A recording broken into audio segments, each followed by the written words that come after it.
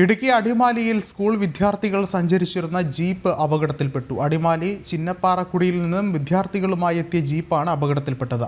കുത്തിറക്കത്തിൽ നിയന്ത്രണം വിട്ട വാഹനം തിട്ടയിലിടിച്ച് നിൽക്കുകയായിരുന്നു. അപകടത്തിൽ ഒരു കുട്ടിക്ക് സാരമായി പരിക്കേറ്റു. സർക്കാർ ഹൈസ്കൂളിൽ പഠനം നടത്തുന്ന കുട്ടികളുമായി ചിന്നപ്പാറക്കുടി മേഖലയിൽ നിന്നും വരികയായിരുന്ന ജീപ്പ് ഇന്ന് രാവിലെയാണ് അപകടത്തിൽപ്പെട്ടത്.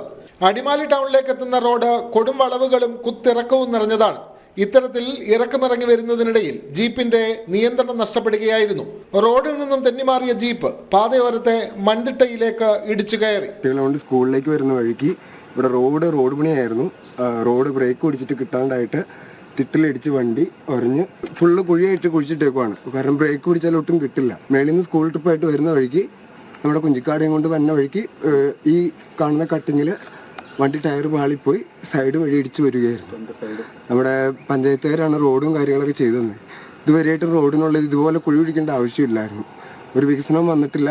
ഇപ്പം എത്ര കുട്ടികളെ കോട്ടയം രാജഗിരിയിലൊക്കെ കൊണ്ടുവരിക്കുന്നു. അപ്പം ഇതിനുള്ള ഒരു പരിഹാരം എന്തെങ്കിലും ചെയ്തു തരണം. അപകടത്തിൽപ്പെട്ട കുട്ടികളെ ഉടൻ അടിമാലി താലൂക്ക് ആശുപത്രിയിൽ പ്രവേശിപ്പിച്ചു. തലയ്ക്ക് പരിക്ക് സംഭവിച്ച ഒരു കുട്ടിയെ പിന്നീട് വിദഗ്ധ ചികിത്സയ്ക്കായി എറണാകുളത്തെ സ്വകാര്യ ആശുപത്രിയിലേക്ക് മാറ്റി. അപകടത്തിൽ മറ്റു കുട്ടികൾക്ക് കാര്യമായി പരിക്ക് പറ്റിയിട്ടില്ല. കോയിക്കക്കുടി ജംഗ്ഷനിൽ നിന്നും 1 കിലോമീറ്ററോളം ദൂരെയാണ് അപകടം നടന്നത്. വാഹനം മൺതിട്ടയിൽ തങ്ങി നിന്നതിനാൽ വലിയ അപകടം ഒഴിവായി.